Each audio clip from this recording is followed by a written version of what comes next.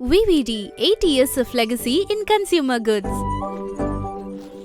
நாமக்கல்ல Tiruchengode main road எர்ணாபுரத்துல இருக்கிற Spiro prime public ஸ்கூல்ல +2 போர்டு எக்ஸாம்ஸோட சேர்த்து நீட் அண்ட் JEE கோச்சிங்கும் கொடுத்துட்டு இருக்காங்க.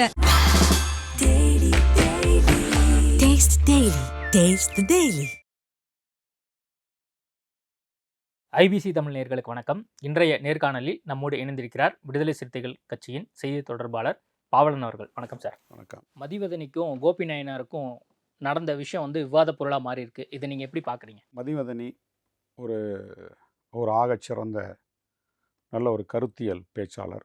இன்றைக்கு இருக்கக்கூடிய மாணவர்களுக்கு ஒரு நல்ல வழிகாட்டியாக இருக்கின்றார். இளைய தலைமுறைக்கு, இளைஞர்களுக்கு, குறிப்பாக பெண்களுக்கு எப்படி ஒரு சமூகம் சார்ந்த பார்வை, அரசியல் பார்வை, அதுலேயும் பகுத்தறிவு பார்வை, இதெல்லாம் இன்றைக்கு இருக்கக்கூடிய பெண்களுக்கு ஒரு ரோல் மாடலாக அவர் இருக்கிறாங்க. மதிவதனி ஒரு உயர்த்தி பிடிக்க வேண்டிய ஒரு ஆளுமை தான் மதிவதனி. அதில் எந்த மாற்று கருத்து இல்லை. ஆனால் அவர் மீதான விமர்சனங்கள் தேவையில்லாத ஒன்று. அவர் மீதான விமர்சனம் வைக்கிறது தேவையில்லாத ஒன்று. ஏனென்றால் அவர் மீது விமர்சனம் வைப்பது என்பது சனாதன சக்திகளுக்கு நாம் உரம் போட்டதாகிரும். இப்போ இந்த நபர், நீங்கள் சொல்லக்கூடிய இந்த நபர் மதிவதனி விமர்சனம் பண்ண பிறகு பின்னாடி அந்த பின்னோட்டத்தில் வர்றவங்க அத்தனை பேருமே சனாதன சக்திகளாக இருக்காங்க. ஆர்எஸ்எஸ் போன்ற சங் பரிவார் கும்பலில் இருக்கிறவங்களாம் ரொம்ப கொச்சைப்படுத்தி, இழிவுபடுத்தி பேசிகிட்டு இருக்காங்க. அதுக்கு நம்ம இடம் கொடுக்கக்கூடாதுல்ல. விடுதலை சிறுத்தைகளுக்கும் திகாவுக்கும் பெரிய வேறுபாடெல்லாம் கிடையாது. ஒரு ஆசிரியர் வீரமணியே பல இடங்களில் இது இரட்டை குழல் துப்பாக்கி, 3 குழல் துப்பாக்கின்னு சொல்லியிருக்காரு. திமுக, விசிக, திக 3 குழல் துப்பாக்கின்னு சொல்லியிருக்காரு. நிறைய இடங்களில் திராவிடர் கழகம் விடுதலை சிறுத்தைகளோடு கைகோர்த்து இந்த களத்தில், அரசியல் சமூக களத்தில் பயணிச்சிட்ருக்கோம். குறிப்பாக தருமபுரியில் நடைபெற்ற திவ்யா இளவரசன் அந்த காதல் திருமணத்தின் போது ஒரு 3 கிராமங்கள் மிக மிக மூர்க்கமாக அடித்து நொறுக்கி தீ வைத்து எரிக்கப்பட்டு அந்த மக்கள் நிர்மூலமாக நிறுத்தப்பட்டாங்க. அந்த காலகட்டங்களில் யாருமே இங்கே களத்துக்கு வரல. அன்றைக்கு விடுதலை சிறுத்தைகளுக்கு பக்கபலமானு ஒரு சாதி ஒழிப்பு மாநாட்டை போட்டு நடத்தியவர் தான் ஆசிரியர் வீரமணி. திராவிடர் கழகம், தந்தை பெரியார் வழியில் வரக்கூடிய வந்தவங்க அவர்களுக்கான பணிகளை செஞ்சுட்டு தான் இருக்காங்க. நாம் மதிவதனியவோ அல்லது திராவிடர் இயக்கங்களையோ கேள்வி கேட்கும்போது நாம் என்ன செஞ்சோன்றிருக்குல்ல, நாம் என்ன செஞ்சோம், அதிலிருந்து தான் தன்னைத்தானே செல்ஃபாக ரியலைஸ் பண்ணாமல் அடுத்தவங்களை குற்றம் சொல்கிறது ரொம்ப தப்பான வருது. வேங்க வயலுக்கு அவங்க பேசுனாங்களா, குரல் எழுப்பினாங்களான்னா நீ என்ன பண்ண? வேங்க வயலுக்கு போனியா, அந்த மக்களை சந்திச்சியா, போராட்டம் நடத்தினியா? வேங்க வயல் அந்த ஒரு கொடூரமான நிகழ்வுக்கு அரசு தரப்பில் சரியான நடவடிக்கை இல்லை, பாதிக்கப்பட்ட மக்களையே குற்றம் சுமத்துறாங்க, குற்றவாளி ஆக்கியிருக்காங்க அப்படின்னா நீ எதிர்வினையாற்று. அரசை கேள்வி கேட்கக்கூடிய உரிமை எல்லோருக்கும் இருக்குது. இன்றைக்கு ஆளுகின்ற திமுக அரசை கேள்வி கேட்கலாம், திமுக அரசை கண்டித்து போராட்டம் நடத்தலாம், காவல்துறை கண்டித்து போராட்டம் நடத்தலாம். ஆனால் ஒரு ஜனநாயக சக்தியாக இருக்கக்கூடிய மதிவதனியவோ அல்லது திராவிட இயக்கங்களையோ இன்னும் பிற ஜனநாயக சக்திகளையோ குற்றவாளி ஆக்கிறது, குற்றவாளி கூண்டில் நிறுத்துறது மிகப்பெரிய ஆபத்து. தன்னுடைய விரலை எடுத்து தன் கண்ணை குத்தி கொள்வதற்கு சமமானது அது. இல்லை, நான் என்ன நினச்சேன், பாவலன் கோபி நாயனாருக்கு ஆதரவாக பேசுவார்னு நினச்சேன். கடைசியாக நீங்கள் திராவிடர் கழகத்தை சேர்ந்த மதிவதனிக்கு ஆதரவாக பேசுகிறீங்க. நான் நியாயத்தின் பக்கம் நிற்கிறேன், அறத்தின் பக்கம் நான் நிற்கிறேன், உண்மையின் பக்கம் நிற்கிறேன். எனக்கு அதான் தேவை. எனக்கு ஜனநாயக சக்தியிலும் தேவை. ஒருத்தர் விசிகாவில் இருக்கிறார் அப்படின்றத இருந்துக்கிட்டு அவர் விசிகாவுக்கு எதிராகவே பேசினா நான் ஆதரிக்க முடியாதுல்ல. தலைவர் முன்னாடியே தலைவரே கோவப்படாமலாம் இதுக்கு இருக்க முடியாது, இதெல்லாம் நம்ம பேச வேண்டிய விஷயம் தான் அப்படின்னு சொல்றாரு. இல்லை, தலைவர் விமர்சனத்துக்கு நம்ம திராவிட இயக்கங்களை விமர்சனம் பண்றது பெருசா தப்புலாம் கிடையாது சொல்லியிருக்காரு. கேள்வி அந்த விமர்சனத்தை தான் கோபி நாயனார் இல்லை எந்த இடத்துல இருந்து விமர்சனம் பண்றது இருக்குல்ல. நீங்க இவங்க ஏன் அதை கேட்கல, நம்ம என்ன செஞ்சோன்னு இருக்குல்ல. நான் இதெல்லாம் பண்ணினேன், ஜனநாயக சக்தியாக இருக்கக்கூட நீங்கள் எனக்கு ஆதரவாக அதை பண்ணலை அப்படின்ற மாதிரியான நம்ம அதை வச்சு தான் பார்க்கணும். இப்போ விடுதலை சிறுத்தைகள் களத்தில் நின்னோம், நாங்கள் போராடி இருக்கோம், நீ என்ன பண்ண? தலைவர் போராட்டத்தை ஒருங்கிணைச்சிருக்காரு. இப்போ கேள்வி கேட்கக்கூடிய நபர், அந்த நபர் என்ன பண்ணாங்க அப்படின்னு ஒன்று இருக்குல்ல. இல்லை, இப்போ அண்மையில் கூட ஒரு நிலம் விவகாரம், திருவள்ளூர் நினைக்கிறேன், அந்த பகுதி மக்களுக்காக கிட்டத்தட்ட ரொம்ப நாளாக போராடிட்டு இருக்கேன் அப்படிங்கிற விஷயத்த சொல்கிறாரு. அங்கே இருக்கக்கூடிய மக்கள் அவங்கள நம்பி அதை பேஸ் பண்ணி அவர் ஒரு போராட்டம் பண்ணிட்டு இருக்காரு. அது மட்டும் இல்லாமல் ஆல்ரெடி விடுதலை சிறுத்தைகள் கட்சியிலையும் பயணித்த ஒரு நபராக இருக்காரு. திருமாவளவனை கூப்பிட்டு அவரும் பல்வேறு இடங்கள்ல போராட்டம்லாம் பண்ணியிருக்காருன்னு சொல்லி சில பிக்சர்ஸ் வெளியாயிட்டு இருக்கு. பெரிய போராட்டம்லாம் பெருசாலாம் ஒன்றும் தலைவர் வச்சு பெருசாக போராட்டம் நடக்கும். இல்லை, நான் பிக்சர் பார்த்தேனே. பக்கத்துல கோபிநாயனர் இருக்காரு, அது திருமாவளவன் ஏதோ வந்து பேசுறாரு, அந்த அந்த மாதிரி விஷுவல்ஸ்லாம் கூட வந்துச்சு. அந்த இது வந்து காட்டுப்பள்ளி துறைமுகமா அங்கே வந்து ஒரு ஆர்ப்பாட்டம், அது வந்து தலைமை எடுத்த முடிவு, தேவை கருதி எடுத்த முடிவு. அதை வந்து அங்கே நடத்தும்போது மக்கள் திரள் ஒரு மாவட்ட செயலாளர் இருக்கிறாரு. அப்போது தலைமை எடுத்து ஒரு ஒரு ஆர்ப்பாட்டத்தில் ஒரு நிகழ்ச்சியில் போய் கலந்துக்கிற போது அவர் பக்கத்தில் இருக்க தானே செய்யணும், இருந்து தானே ஆகணும். அது ஒரு நடைமுறை தான். எந்த மாவட்டத்துக்கு தலைவர் போனாலும் அந்த மாவட்ட செயலாளர் பக்கத்தில் இருக்கிறது, பக்கத்தில் உட்கார்ந்து பேசிக்கிறது, இது சாதாரண ஒரு நடைமுறை தான். அதுக்காக வந்து எல்லா நேரங்கள்லையும் தலைவரை மட்டுமே அழைச்சி வந்து நிகழ்ச்சி நடத்தின பெருசாக அது பண்ணுறது, அது இந்த மாதிரியான ஒரு இது தேவையில்லை நமக்கு. என்னென்னா கோபிநாயனா ஒரு ஜனநாயகபூர்வமா ஒரு கருத்து எடுத்து வச்சிருக்காரு சார். அவர் ஒன்றும் நான் பெரியாரிஸ்ட் இல்லைன்னோ, நான் வந்து அம்பேத்கரிஸ்ட் இல்லைன்னோ சொல்லலை. அங்க இருக்கக்கூடிய சில நபர்கள் இந்த மாதிரி நடவடிக்கைகள் இருக்காங்க. எப்பயுமே ஒரு ஆதிக்க ஒரு மனப்பான்மையா இருக்கக்கூடிய ஒரு ஆளும் அரசாங்கத்துக்கு ஆதரவாவே பேசிட்டு இருக்காங்க அப்படின்னு அவர் சொல்றாரு. இதுல ஏதாவது குற்றம் இருக்கா? இது வந்து ஒரு சாதிய சமூகம், சாதிய கட்டமைப்பு உள்ள சமூகம். ஒவ்வொரு மனிதனுமே தனித்தனி சாதியாக பிரிஞ்சிடுறாங்க. அப்போ இங்கே சாதி ஒழிப்பு களத்தில் பயணிக்கக்கூடிய விடுதலை சித்தைகள் தனக்கான ஜனநாயக சக்திகளை வந்து இழக்கக்கூடாது. இப்போ ஜனநாயக சக்திகள் வந்து நம்ம ரொம்ப கூர்மையாக அவர்களை தனிமைப்படுத்தும் விதமாக நம்ம விமர்சனத்துக்கு உள்ளாக்கணும்னா அவங்க நமக்கு எதிர்வினை ஆட்டணும் கூட அவசியம் இல்லை. ஒதுங்கி நின்னாலே நமக்கு பெரிய ஆபத்து தானே. நாங்கள் விசிக்கா என்ன வேணாலும் பண்ணிட்டு போட்டோம், நாங்கள் அவங்களுக்காக களத்துக்கு வர மாட்டோம், ஆதரவு குரல் கொடுக்க மாட்டோம்னு ஒதுங்கி நின்னாலே நமக்கு நிறைய சிக்கல் வரும். அப்போ இன்றைக்கு விடுதலை சித்தைகள் பயணிக்கக்கூடிய இந்த பயணம் மிகவும் ஒரு ஆபத்தான பயணம். சாதி ஒழிப்புன்றது ரொம்ப சாதாரண விஷயம் கிடையாது. அது 2000 ஆண்டுகளாக மகான் புத்தர் காலத்திலேருந்து புரட்சியாளர் அம்பேத்கர்னு ஏராளமான தலைவர்கள் அந்த அந்த பயணத்தில் தன்னை ஈடுபடுத்திக்கிட்டாங்க. ஆனால் ஒரு நெகிழ்வுத்தன்மையை தான் உருவாக்க முடிஞ்சது. இப்போ அம்பேத்கர் கொண்டு வந்த அரசமைப்பு சட்டத்தின் மூலமாக இங்கே வந்து ஒரு எஜுகேஷன், எம்ப்ளாய்மெண்ட்டு, கல்வி வேலைவாய்ப்பில் ஒரு மாற்றம் கிடச்சி ஒரு மிடில் கிளாஸ் உருவாகியிருக்காங்க. இந்த சமூகத்திலேருந்து ஒரு நடுத்தர வர்க்கம் உருவாகியிருக்காங்க, கொஞ்சம் பொருளாதாரத்தில் முன்னேறி இருக்காங்க. இதை தவிர வந்து முற்றிலும் வந்து இந்த சாதி ஒழிப்பு அப்படின்றது வந்து பெருசாக சாத்தியப்படலை. அப்போ இந்த பயணம் அப்படின்றது இன்னும் தலைவர் தான் சொல்லுவார், எழுச்சி தமிழர், இன்னும் வந்து சாதி ஒழிப்பு அப்படின்றது 200 ஆண்டு 300 ஆண்டுகள் கூட நீடிக்கலாம் அப்படின்றாரு. அப்போ இந்த பயணத்தில் நம்மோடும் சரி நிகழ்காலத்திலும் சரி நமக்கு பின்னால் வரக்கூடிய ஜனநாயக சக்திகள் ரொம்ப ரொம்ப முக்கியமான. ஜனநாயக சக்திகள் ரொம்ப முக்கியங்கிறது எந்த ஒரு மாற்று கருத்து இல்லை. ஆனால் அவங்க இதுல எல்லாம் கவனம் செலுத்தாம, மக்கள் பிரச்சனைகளை கவனம் செலுத்தாம வேற ஒண்ணு பண்ணிட்டு இருக்காங்களே. திமுக மேடைகள்ல திராவிடர் கழகம் சேர்ந்தவங்க போய் உட்கார்றாங்களே, மக்கள் பிரச்சனைக்காக எங்க போராடல? அவங்க எங்க போராடல? வேங்கவேலுக்கு யாராவது திராவிடர் கழகத்தினுடைய நிலைப்பாடு என்ன, பரந்தூர் விவகாரத்துல திராவிடர் கழகத்தினுடைய நிலைப்பாடு என்ன அப்படின்னு சொல்லி கேட்குறாரு. வந்து நான் பரந்தூர் விமான நிலையம் அப்படின்றது வந்து ஒரு ஒன்றிய அரசு எடுத்த கொள்கை முடிவு, அதை மாநில அரசு முழுமையாக ஆதரிக்குது. இப்போ வளர்ச்சி திட்டம் அப்படின்னு பார்த்தீங்கன்னா இன்றைக்கு எல்லாமே வந்து விளைநிலங்களை அழித்து தான் வந்து உருவாக்கியிருக்கோம். தமிழ்நாட்டில் இருக்கக்கூடிய எல்லா இப்போ உயர்நீதிமன்றம் கட்டினது அதெல்லாம் முழுக்க பெரிய ஏரி நீர்பிடிப்பு உள்ள ஒரு நிலம் தான், விவசாயத்துக்கு பயன்பட்ட ஒரு நிலம் தான். அதை மூடிட்டு வந்து இன்றைக்கு வந்து உயர்நீதிமன்றம் கட்டியிருக்காங்க. தமிழ்நாட்டில் இருக்கக்கூடிய எல்லா மாவட்ட ஆட்சித்தலைவர் அலுவலகமும் எல்லா காவல்துறை அலுவலகமும் கட்டப்பட்ட இடம் எல்லாமே விளைநிலம் மற்றும் வந்து நீர்பிடிப்பு நிலம் தான். இங்கே தான் கட்டியிருக்காங்க. அரசு கொண்டு வரக்கூடிய எல்லா திட்டங்களுக்கும் புதிய கட்டிடங்கள் தேவைப்படுது அப்படின்னா அவங்க எங்கே போய் எடுப்பாங்க? ஒரு மாநகரத்துக்குள்ளே எடுக்கிறாங்க கட்டிடங்கள். ஒரு பெருநகரங்களை விட்டு வெளியில் போனால் எல்லா மாவட்ட தலைநகரங்களில் அந்த ஊருக்கு ஒதுக்குப்புற மாதிரி நிலம் எடுக்கிறாங்க. அப்படின்ற போது அந்த அடிப்படையிலேருந்து தான் இன்றைக்கு திமுக வந்து அதை ஆதரிக்குது. எங்களுக்கு இப்போ விடுதலை நிலைப்பாடு வந்து நமக்கு வந்து அந்த விளைநிலம் பாதிக்கப்படணும், அந்த மக்களுடைய அடிப்படை வாழ்வாதாரம் வந்து பாதிக்கப்படக்கூடாது அப்படின்னு நாங்கள் நிலைப்பாடு எடுக்கிறோம். இப்போ திராவிடர் கழகம் திமுகவோடு ஒரு இணைந்து ஒரு பாரம்பரியமாக அவங்க பயணிக்கும் போது அரசு அவங்க பார்வைக்கு அந்த அரசு இருக்கக்கூடிய திட்டங்கள் வந்து சரியாக இருந்தால் அவங்க நிலைப்பாட்டில் அதை ஆதரவு கொடுப்பாங்க. அதை போய் வந்து இப்போ விடுதலை சித்தைகளுக்கும் ஒரு நிலைப்பாடு, திமுகவுக்கு ஒரு நிலைப்பாடு அப்படின்னா திக வந்து விடுதலை சித்தையோட பயணிக்கணும்னு அவசியம் கிடையாது. இல்ல பெரியார் சாதி ஒழிப்பு காலத்தில் பெரியார் என்ன சொன்னாரு? சாதி ஒழிப்பை வந்து சாத்தியமாக்கணும்னு சொல்லி சொன்னாரு. அதுவும் இல்லாம மக்கள் வந்து என்னென்ன விஷயங்களுக்கு போராடணுமோ அது எல்லாமே ஆதரிச்சாரு. ஆனா ஆளும் அரசாங்கம் இருக்கக்கூடிய திமுக இதுல இருந்து அப்படியே மாறுபட்டு வேற ஒரு விஷயத்த பண்ணிட்டு இருக்கு. விடுதலை சிறுத்தைகள் கட்சி கூட ஒரு சில இடங்கள்ல திமுக அரசாங்கத்தின் மீது வேற ஒரு அதிருப்தி நிலைப்பாடை காட்டுறீங்க. திராவிடர் கழகம் எப்பயுமே வந்து திமுக புகழ்ந்துட்டே இருக்கே அப்படின்னு ஒரு நியாயமான ஒரு கேள்வியை கேட்கிறாரு. இங்க பாருங்க, திமுகவை நம்ம எவ்வளவு வேணா கேள்வி கேட்கலாம், திமுக மீது விமர்சனம் வைக்கலாம், அதில் மாற்று கருத்து இல்லை, தலைவரே கொண்டு விமர்சனம் வைக்கிறாரு. ஆனால் திகாவை வந்து நம்ம ஏன் விமர்சனத்துக்கு உள்ளாக்கணும்னு தான் எங்களுக்கு கேள்வி. நீங்கள் ஏன் வந்து கடுமையாக விமர்சனம் திமுகவை சாடுறீங்க?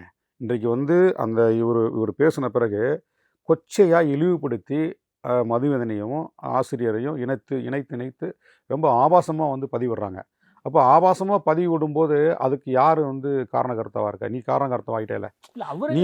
நீ ஆமா சமூக வலைதளங்கள்ல ஆயிரம் எழுதுவான். நீ அதுக்கு இல்ல நீ பேசின தலைவர் பிறகு என்ன சொன்னாரு? நீ தலைவர் பேசின பிறகு சமூக வலைதளங்கள்ல ஒருத்தர் எழுதிட்டாருன்னா அதெல்லாம் நம்ம பொறுப்படுத்த தேவையில்லை, உதாசீனப்படுத்திடணும் அப்படின்னு சொல்லி தலைவரே அதை நம்ம சொல்றாரு. உதாசீனப்படுத்தலாங்க. நம்ம வந்து எல்லா விஷயங்களையும் உதாசீனப்படுத்த முடியாது. தலைவர் பெருந்தன்மையாக சொல்றாரு, கண்டவெல்லாம் வந்து நம்ம வந்து திறந்தாலும் எழுதுவான், அதுக்கு நம்ம வந்து நேரம் செலவழிக்கக்கூடாது, அவன் பின்னூட்டத்தில் போய் நம்ம கருத்து பதிவிட்டு நேரத்தை செலவழிக்க வேணாம்னு சொல்லிட்டு தான் அப்படி தான் சொல்கிறார் அவர். அதுக்காக வந்து ஒருத்தவங்க வந்து ஒரு சமூக செயற்பாட்டாளர் ஒரு பெரியார் கொள்கையில் இருந்துக்கிட்டு ஒரு சாதி ஒழிப்புக்காக பேசுகிறாங்க. நிறைய இன்றைக்கு மாணவர்கள் மத்தியில் எஜுகேட் பண்ணியிருக்காங்க. இன்றைக்கி வந்து ஆயிரக்கணக்கான மாணவ மாணவிகள்லாம் இன்றைக்கி ஒரு பகுத்தறிவோடு பெரியார் கொள்கை திமுக சேர்ந்தலாமே, ஏன் திராவிட கழகத்தில் இருக்காங்க?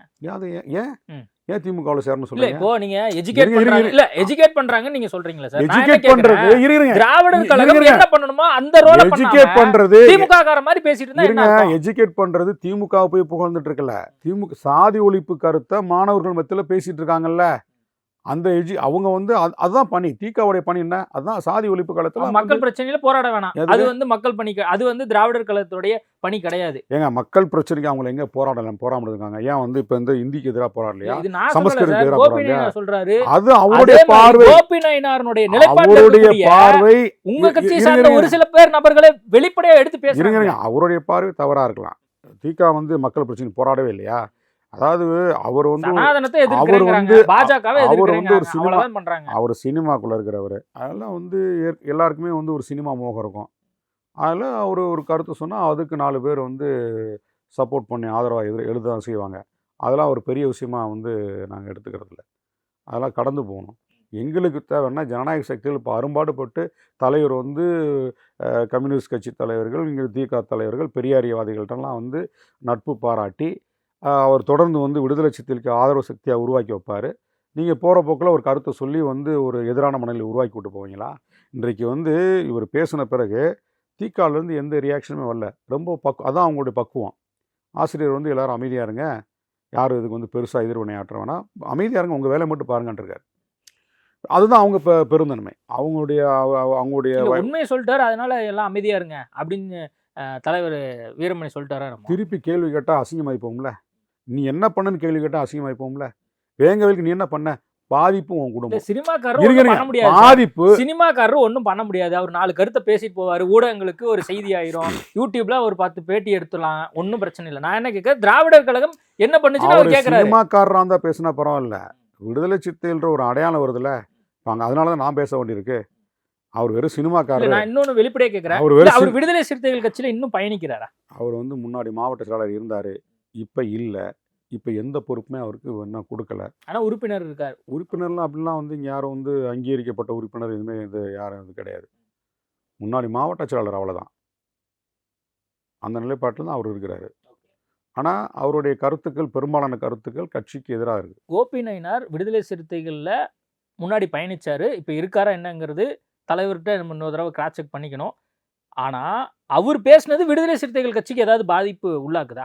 அதனால திராவிடர் கழகம் ஏதோ வந்து விடுதலை சிறுத்தைகள் மீது ஏதாவது ஒரு சங்கடத்தை உருவாக்குது? அவர் வந்து விசிகாவுடைய அடையாளத்தோடு பேசும்போது இது பொது வெளியில எப்படி இது போகும்?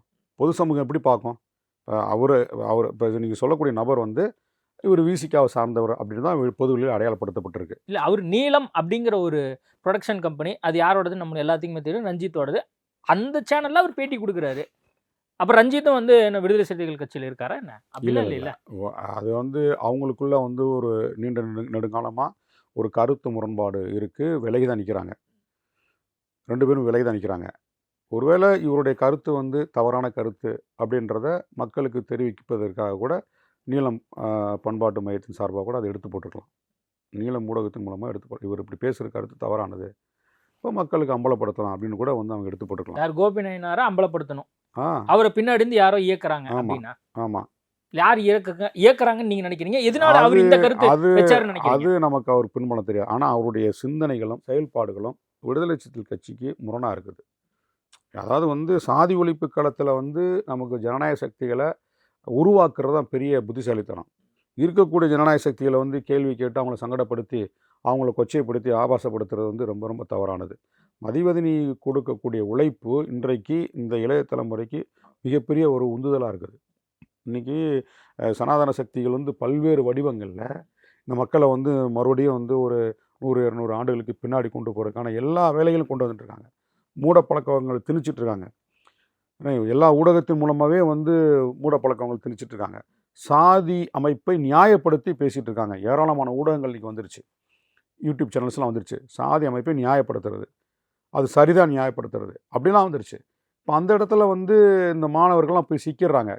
கையில் வந்து கயிறு கட்டிக்கிறாங்களா இல்லையா? இல்ல சார், அவங்கள ஏன் சார் நம்ம இவ்வளவு தூக்கி கொண்டாடுறோம்? இல்ல, நான் அதான் இல்லைங்க, கேக்குறேன். நான் சொல்லி அவங்க வந்து முடிச்சேன். ஒரு சில யார் ஆண்டுகள் இருங்க இல்ல, யார் திராவிடர் கழகத்துல இருங்க. நிறைய பேர் இருக்காங்க. அருள்மொழி இருக்காங்க, மணியம்மை இருக்காங்க, எத்தனையோ பேர் இருக்காங்க. அவங்க அண்மை ஆண்டு காலமா தான் தொடர்ந்து வந்து பேசிட்டே இருக்காங்க. இதுக்கு இவ்வளவு பேர் வரிஞ்சு கட்டி நீங்க ஆதரவா பேசுறீங்களா? என்ன காரணம்? மதுரையில் ஒரு ஒரு பட்டியல் சமூகத்தை சேர்ந்தவன் ஒரு புல்லட் ஓட்டுறான். சிவகங்கை மாவட்டம் மானாமதுரை பக்கத்தில் மேலப்பிடாவூர்னு ஒரு ஊரில் ஐயாச்சாமின்னு சொல்லி அவன் கை வெட்டப்படுது. ஒரு கபடி வீரர் திருவைக்குண்டத்தில் அந்த பையன் வந்து பேருந்தில் போகும்போது அவனை இறக்கி வந்து கொடூரமாக வெட்டுறாங்க. இன்னொரு மாணவன் வந்து பள்ளிக்கூட மாணவன் வந்து வெட்டப்பட்டான் நாங்குநேரியில். புரியுதுங்களா? இப்போ இதுக்கு பள்ளிக்கூடத்திலேயே வந்து இந்த சாதிய வன்மத்தை திணிக்கிறாங்க, சாதி பெருமையை வந்து ஊக்கப்படுத்துகிறாங்க, சாதி அடையாளத்தை வந்து மாணவர்கள் மத்தியில் புகுத்துறாங்க. அப்போ இது மிகப்பெரிய ஒரு ஆபத்து. அப்போ மாணவர்கள் மத்தியிலேயே இந்த சாதி ஒழிப்பு கருத்துக்களை, சமத்துவமான கருத்துக்களை போதிக்க வேண்டிய தேவை இருக்குது. புரட்சியாளர் அம்பேத்கர், தந்தை பெரியார் போன்ற தலைவர்களை வந்து அடையாளப்படுத்த வேண்டிய தேவை இருக்குது. அந்த பணியை இன்றைக்கு மதிவதனி மிக சிறப்பாக செஞ்சுட்ருக்காங்க. அவங்கள ஏன் நம்ம வந்து கொச்சைப்படுத்தணும், இழிவுபடுத்தணும்? இல்லை, நீங்கள் கொச்சைப்படுத்திட்டாங்க, இழிவுபடுத்திட்டாங்கன்னு சொல்கிறீங்க. அவர் என்ன சொல்கிறாரு, நீங்கள் இதெல்லாம் பண்ணுறீங்களேம்மா, இதையும் சேர்த்து பண்ணுங்களேம்மா, மக்களுக்காக வந்து ஒரு 2 போராட்டத்தை பண்ணிடுறீங்களேம்மா அப்படின்னு சொல்லி சொல்கிறாரு. இதை பண்ணிட்டா அவர் வந்து ஆதரவாக இன்னும் 4 பேட்டி கொடுத்துட போகிறாரு. ஒன்றும் பிரச்சனை இல்லையா? ஏங்க, அவர் பேசுனதுக்கு பின்னாடி என்ன நடந்தாலும் முக்கியம் இல்லை, என்ன நடந்ததுன்னு யாராவது ஏதாவது சொல்லணும்ல? ஆமாங்க, இன்னைக்கு நீங்கள் சமூக வலைதளங்கள் எடுத்து பாருங்க, மதிவதனி எவ்வளோ ஆபாசமாக இழிவாக வந்து, அது தவறு, அது யாருமே பண்ணக்கூடாது. ஆமாம், இப்போ அது அவர் கண்டிச்சிருக்காரா? அவர் கண்டிச்சிருக்காரா? நான் கூட தோழமையோடு நான் மதிவதனி கேள்வி வச்சுட்டேன். ஆனால் என்னுடைய கேள்விக்கு பிறகு இன்றைக்கு மதிவதனி இவ்வளோ ஆபாசமாக பேசுகிறீங்க, அவதூறாக பேசுகிறீங்க அப்படின்னு சொல்லிட்டு அந்த அவருக்கு பின்னூட்டமாக பேசுனவங்கள அவர் கண்டிச்சிருக்காரா? அது கண்டிக்கல. அப்போ அதை ரசிக்கிறாருன்னு தானே அர்த்தம். மதிவதனியை இன்றைக்கு வந்து அவதூறு பரப்பி ஆபாசமாக ரொம்ப கொச்சைப்படுத்தி பதிவு போடும்போது அதை ஏன் நீ ரசிக்கிற? நீ அமைதியாக இருந்தானே ரசிக்கிறன்னு தானே அர்த்தம். அப்போ நீ இதை கண்டிக்கணும்ல. நான் தோழமையோடு தான் ஒரு கேள்வி கேட்டேன், ஆனால் அதுக்கு பின்னாடி இவ்வளோ வந்து எதிர்வினையை நடக்கும்னு எனக்கு தெரியாது, மதிவதனி இவ்வளோ இழிவுபடுத்தணும்னு எனக்கு தெரியாது, அது தவறு தான், அப்படி இழிவுபடுத்தணும்னு அப்புறம் நான் வந்து எதிர்க்கிறேன், கண்டனம் தெரிவிக்கிறேன் அப்படின்னு சொல்லி ஒரு புகார் கொடு. கூடுதலா சில விஷயங்களை கவனம் செலுத்தணும். திமுக அது மதிவதனி சம்பந்தப்பட்ட தனிப்பட்ட உரிமை. அவங்க என்னன்னா திமுக மேடையில் போய் பெண்களுக்காக இந்த திமுக அரசு கொடுக்கக்கூடிய பல்வேறு திட்டங்களை தான் புகழ்ந்து பேசுகிறாங்க. அவங்க ஒன்றும் திமுக வரலாறு பேசலை. திமுக வரலாறு பேசுகிற மதிவதனுடைய பேச்சு எடுத்து பாருங்கள். பெண்களுக்காக திமுக அரசு என்ன செய்யுது, அது பேச வேண்டிய இடத்துல அவங்க இருக்கிறாங்க. ஒரு நல்ல பேச்சாளர், ஒரு வயசில் சின்ன வயசாக இருக்கிறாங்க. அப்போது ஒரு ஈர்ப்பு இருக்குது. அருள்மொழி பேசுகிறாங்கன்னா காலங்காலமாக பேசிகிட்டு இருக்காங்க, நமக்கு எல்லாருக்குமே தெரியும். மணியம்மைன்னு ஒருத்தங்க இருக்காங்க, அவங்கள ஒரு சில ஊடகங்கள் இப்போ பயன்படுத்துறதே கிடையாது. நான் என்ன கேட்குறேன்னா, இன்றைக்கி யார் தெளிவாக பேசுவாங்க அவங்க தான் மேடையில் ரசிக்க முடியும். யார் ஒரு சிறப்பு பேச்சாளர், யார் கருத்தியல் ரீதியாக பேசிகிட்டு இருக்காங்க. இப்போ தொடர்ந்து வந்து அவங்க ஒரு இளம் வயதில் இருக்கக்கூடியவங்க. இப்போ அவங்க பேசும்போது ஒரு கல்லூரி மாணவர்கள் மத்தியிலையோ பள்ளிக்கூட மாணவர்கள் மத்தியிலையோ ஒரு ரொம்ப எளிதாக வந்து ஒரு ஈர்ப்புத்தன்மை உருவாகும். அதற்காக வந்து ஒரு கருவியை அவங்கள பயன்படுத்துகிறாங்க. அதில் எந்த தப்புமே கிடையாது. அவங்கள ஏன் நம்ம வந்து இழிவுபடுத்த வேண்டும்? இழிவுபடுத்தணும் அவசியமே கிடையாது. நம்ம அந்த கோணத்தில் பார்க்கணும். திமுக மேடையில் போய் பேசுகிறது அவங்களுடைய ஜனநாயக உரிமை. திமுக வேறு கிடையாது. திமுகவுடைய பிள்ளை தான் வந்து திமுக வந்து தாய் கழகம். அப்போ திமுக அன்றைக்கு வந்து தலைவர் கலைஞர் இருந்த காலத்திலேருந்தே ஆசிரியர் வீரமணி ஒன்றா தான் பயணித்தாங்க. இன்றைக்கு மு.க. ஸ்டாலின் அவர்கள் இருக்கும்போது அந்த பயணம் வந்து தொடர்ந்துட்டு இருக்கு. அப்போ திமுக கொண்டு வரக்கூடிய அவங்களுக்கு இதெல்லாம் சரின்னு பட்டுச்சுன்னா அந்த மேடையில் போய் அவங்க பேசுகிறாங்க. அதையே நம்ம வந்து கொச்சைப்படுத்தணும். சரி, ஓகே. இப்போது நான் இந்த தொடர்பாக இன்னொரு விஷயம் கேட்க விரும்புது. இப்போ கோபி நயனாரை யாராவது பேச சொல்லி இப்படி பேசுகிறாருன்னு நினைக்கிறீங்களா? எனக்கு தெரியாது. நேற்று வேறு ஒரு யூடியூப் சேனலில் ஏதோ பேசியிருக்காரு. அதில் வந்து சில தகவல்லாம் வருது. அவர் பேட்டி எடுத்தவர் நீ ஆர்எஸ்எஸ் பின்புலம் இருக்குது அப்படின்லாம் சொல்லி பேசியிருக்காரு. நமக்கு அதை பற்றி முழுசாக தெரியாது. நான் அம்பலப்படுத்துவேன் அப்படின்னு அவர் சேலஞ்சு போடுறாரு. நீ யார்ட்டெல்லாம் பணம் வாங்கின, உன்னுடைய பின்புலம் என்ன அப்படின்னு அம்பலப்படுத்துன்னு அவர் சொல்கிறாரு. அது எந்த அளவுக்கு உண்மை நமக்கு தெரியாது. சரி, ஓகே, நம்ம பொறுத்துன்னு பார்ப்போம். இன்னொரு விவகாரம் தமிழ்நாட்டில் பேசு பொருளாக மாறி இருப்பது, சவுக்கு சங்கர் வீட்டில் போய் சாக்கடை கழிவுகள்லாம் வந்து முழுவதுமாக ஊற்றிட்டாங்க. திருமாவளவன் உட்பட நிறைய தலைவர்கள் வந்து கடுமையான ஒரு கண்டனத்தை வந்து தெரிவிச்சிருக்காங்க. ஆளும் அரசாங்கத்தை தான் எல்லாருமே குற்றச்சாட்டுறாங்க. சட்ட ஒழுங்கு குறித்தோ அல்லது வந்து காவல்துறையினுடைய தெரிஞ்சுதான் இந்த மாதிரி விஷயங்கள்லாம் நடக்குது அப்படின்லாம் சொல்றாங்களே. அது உண்மைக்கு வன்மையாக கண்டிக்கத்தக்கது. அவர் சவுக்கு சங்கர் வந்து பேசினது தவறு அப்படின்னா வழக்கு போடலாம். ஏற்கனவே வந்து அவர் பேசின பல்வேறு கருத்துக்களுக்கு எதிராக வழக்கு போட்டு சிறைப்படுத்தப்பட்டார். அது வேற. அவர் நிறைய வழக்குகளை சந்திச்சு தான் இருக்கிறாரு. ஆனால் ஒரு வீடு புகுந்து தாக்குறது, பொருள்களை உடைக்கிறது, வீட்டில் தனியாக இருந்தால் அவருடைய தாயாரை வந்து மிரட்டுவது, கழிவுகளை கொண்டு போய் அவர் வீட்டுக்குள்ளே கொட்டுவதெல்லாம் ரொம்ப அநாகரிகத்தின் உச்சம். இதெல்லாம் இது வந்து தமிழ்நாடு, உத்தரப்பிரதேசம் கிடையாது. இங்கே வந்து மாற்று கருத்து உள்ளவங்களையும் நம்ம வந்து ஜனநாயக ரீதியாக அணுகியிருக்கோம். அதான் தமிழ்நாடு. தமிழ்நாடு பிற மாநிலங்கள் வந்து ஒரு சிறப்பாக இருக்குது அப்படின்னா அதுவும் ஒரு தகுதியாக நம்ம பார்க்குறோம். தமிழ்நாட்டில் மாற்று கருத்து என்னெல்லாம் பேசலாம். இப்போ ஒரே தமிழ்நாட்டில் எந்த மேடையும் போட்டு என்ன கருத்து நீங்கள் பேசலாம். பிற மாநிலம் அப்படி பேச முடியாது. இன்றைக்கு வந்து அவங்க சனாதனத்துக்கு ஆதரவு மேடை போட்டு பேசுகிறாங்க. நம்ம சனாதனத்துக்கு எதிராக சாதி ஒழிப்பு கருத்து நம்ம பேசிகிட்டு இருக்கோம். எந்த மேடையும் போட்டு தமிழ்நாட்டில் எங்கே வேணால் என்ன வேணாலும் பேசலாம். அந்தளவுக்கு ஒரு கருத்து சுதந்திரம் வந்து பரவலாக்கப்பட்ட பூமி தான் ஒரு தமிழ்நாடு. அந்த இடத்துல வந்து சவுக்கு சங்கர் ஒரு கருத்தை சொல்கிறார் அப்படின்னா அது கருத்தில் உடன்பாடு இருந்தால் கடந்து போங்க. இப்போ ஒரு தவறாக பேசினாரு நீங்கள் வழக்கு போடுங்க, சட்ட ரீதியாக நடவடிக்கை எடுங்க. ஆனால் ஏன் வந்து வீடு புகுந்து அவர் வந்து அவருடைய வீட்டை தாக்கி பொருள்களை வந்து உடைச்சி நாசம் பண்ணி அவங்க தாயாரை மிரட்டி வீட்டுக்குள்ளே கொண்டு போய் கழிவுகள்லாம் கொட்டுறீங்கன்னா இது போன்ற அநாகரிக செயலை வந்து யாருக்கு இருந்தாலும் ஏற்றுக்கொள்ள முடியாது. அது தவறு. அந்த அடிப்படையில் எங்கள் தலைவர் வந்து நேற்று வந்து முதல் முறையாக வந்து கண்டிச்சிட்டார். அது தப்பு அப்படின்னு சொல்லிட்டு சட்டப்படி நடவடிக்கை எடுக்கணும்னு சொல்லிட்டு கருத்து சொல்லியிருக்காரு. அதிமுக ஆட்சியில் கூட இந்த மாதிரிலாம் எனக்கு நடக்கல, ஆனால் திமுக ஆட்சியில் இப்படி நடக்குது அப்படிங்கிற ஒரு குற்றச்சாட்டை அவர் வைக்கிறாரு. அவர் ரொம்ப எக்ஸ்ட்ரீம் லெவலில் போயிட்டார். இப்போ ஆதாரப்பூர்வமாக யாரையும் குற்றம் சொல்லலாம். இப்போ நிறைய பார்த்தீங்கன்னா வந்து அவர் ஆரம்பத்துலேருந்து பேசின பேச்சுக்கள், அந்த பள்ளிக்கூடம் ஒரு விவகாரம் நடந்தது இல்லையா, அது ஸ்ரீமதி பள்ளி மாணவி, அப்போ அதில் அவருடைய பேசின நேரம் நான் களத்துக்கு போனேன், உண்மை தகவலை சேகரித்தேன் அப்படின்னு சொன்னதெல்லாம் நிறைய வந்து ஹம்பக் போலித்தனமாக நிறையா வந்து டேட்டாவெலாம் பேச ஆரம்பித்தார். அது மாதிரி நிறைய தகவல் வந்து நான் உண்மை தகவல் அப்படின்னு வந்து அது வந்து பொய்யான கருத்துக்களை, பொய்யான தகவல்களை வந்து பொய்யான குற்றச்சாட்டுகளை வைக்கும்போது இயல்பாகவே எல்லாருக்கும் வந்து ஒரு வெறுப்பு வரும். இப்போ அரசின் மீது வந்து நீங்கள் தாராளமாக குற்றச்சாட்டு வைக்கலாம். ஆளுகின்ற அரசின் மீது செய்யக்கூடிய தவறு மீது எல்லோருமே குற்றச்சாட்டு வைக்கலாம், கேள்வி கேட்கலாம். அது ஜனநாயகத்தின் அடிப்படையில் இருக்கும், அந்த உரிமை இருக்குது. ஆனால் உண்மைக்கு புறம்பாக சில ஒரு ஒரு முரண்பட்ட கருத்துக்களை வைக்கும்போது, குற்றச்சாட்டுகளை வைக்கும்போது எல்லோருமே வந்து அவர் எதிராக பார்க்கக்கூடிய ஒரு சூழ்நிலை வருவாங்க. அப்படி தான் அவர் பல்வேறு வழக்குகளை வந்து கைது செய்யப்பட்டு சிறைப்படுத்தப்பட்டார். இல்லை, இப்போ ஆதாரம் இல்லாமல் பேசுகிறாரு நீங்கள் சொல்கிறீங்க. இப்போ கடைசியாக அவர் என்ன சொல்லிட்டாரு, இனிமேல் சவுக்கு மீடியாவே நடத்த முடியாது, நான் இனிமேல் வந்து இதை மூடுறேன் அப்படின்னு சொல்லி ஒரு அறிவிப்பு ஒன்று கொடுத்துருக்காரு. அப்போ வந்து கருத்து சுதந்திரம் தமிழ்நாட்டில் நசுக்கப்படுகிறது. இல்லைங்க, கருத்து சுதந்திரம் ஆட்சியில் வைக்க முடியல. கருத்து சுதந்திரம் நசுக்கப்பட்டால் அது கண்டனத்துக்குரியது. ஏன்னா ஒரு மனிதனுடைய அடிப்படை உரிமை, பேச்சு உரிமை, எழுத்துரிமை வந்து அடிப்படை உரிமை. அதை யாராலும் வந்து மறுக்க முடியாது. அது அரசமைப்பு சட்டம் வந்து நமக்கு வழங்கியிருக்கு. அம்பேத்கர் உருவாக்கி கொடுத்த அரசியலமைப்பு சட்டம் இந்த காஷ்மீர்லேருந்து கன்னியாகுமரி வரைக்கும் எல்லா மனிதர்களுக்கும் பேச்சுரிமை, எழுத்துரிமையும் சட்டத்தின்படி வழங்கப்பட்டிருக்கு. அந்த சட்டத்தின்படி வழங்கப்பட்ட அடிப்படை உரிமையை நம்ம வந்து மிஸ்யூஸ் பண்ணும்போது தான் அது வந்து தவறாக போகுது. இப்போ சவுக்கு சங்கர் வந்து நல்ல விஷயங்களும் பேசியிருக்காரு, கெட்ட விஷயங்களும் பேசியிருக்காரு. நம்ம அப்படி தான் பார்க்க வேண்டியிருக்கு. உண்மை தகவல்களையும் நாட்டு மக்களுக்கு அம்பலப்படுத்தியிருக்காரு. அதே சமயத்தில் அவருக்கு சொல்லக்கூடியவங்க, அவருக்கு கொடுக்கக்கூடிய டேட்டா சில பேர் கொடுப்பாங்க, இதெல்லாம் இங்கெங்கே நடக்குது, இதை நீங்கள் வந்து ஊடக வெளிச்சத்துக்கு கொண்டு வாங்க, மக்களுக்கு தெரிவிங்கன்னு சொல்லி அவர் கொடுக்குறாங்கல்ல, அதை அவர் வந்து வெரிஃபை பண்ணியிருப்பாரான்றது அங்கே தான் நமக்கு சிக்கல் வருது. வெரிஃபை பண்ணிட்டு பேசுனா பரவாயில்ல, ஆதாரப்பூர்வமாக என்கிட்ட இருக்குது, நான் சொல்கிறேன் அப்படின்னு வெளியிடலாம். ஆனால் ஒரு அரசின் மீது தனிப்பட்ட ஒரு காழ்ப்புணர்ச்சியை வந்து பெருசாக டெவலப் பண்ணிவிட்டு அதிலிருந்து எல்லாத்தையும் பார்க்கும்போது தான் அவருக்கு ஒரு சிக்கல் வருது. இந்த சிக்கலுக்கு காரணமே ஒரு தனிப்பட்ட ஒரு வெறுப்புணர்ச்சியை வந்து ஒரு அரசின் மீதே உருவாக்கிட்டார். இப்போ ஃபார் எக்ஸாம்பிள் வந்து ஒரு முறை வந்து மு.க. ஸ்டாலின் அவர்களே இவரை வந்து அழைச்சிட்டு போய் வீட்டில் தனியாக உட்காந்து பேசி ஏதோ பேரம் பேசின மாதிரி ஒரு கருத்தை பதிவு போட்டார். இப்போ அதெல்லாம் உண்மையான நம்ம நம்ப முடியாத ஒரு விஷயம். எப்படி வந்து ரகசியமாக சந்திக்க முடியும், உளவுத்துறை மீறி எப்படி சந்திக்க முடியும்? ஒரு முதலமைச்சர் வீடு என்பது பாதுகாக்கப்பட்ட பகுதி. அங்கே வந்து வெறும் முதலமைச்சர் மட்டும் தனியாக ஒரு பங்களாவில் போய் இருப்பாரா? இருக்க மாட்டார்.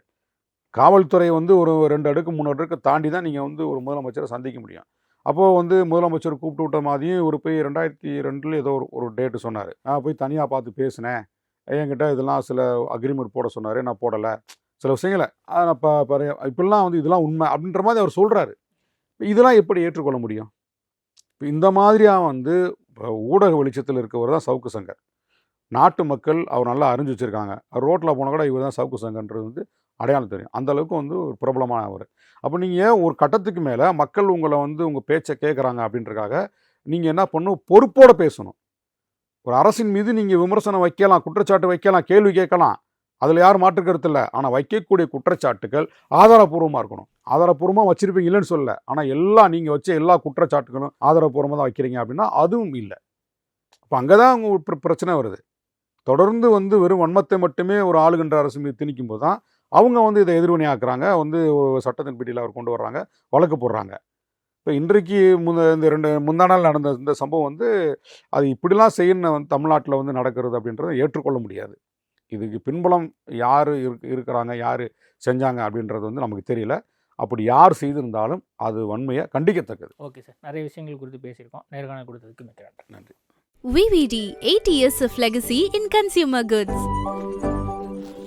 நாமக்கல்ல திருச்செங்கோடு மெயின் ரோட் எர்ணாபுரத்துல இருக்கிற ஸ்பைரோ பிரைம் பப்ளிக் ஸ்கூல்ல +2 போர்டு எக்ஸாம்ஸோட சேர்த்து நீட் அண்ட் JEE கோச்சிங்கும் கொடுத்துட்டு இருக்காங்க. Taste the Daily.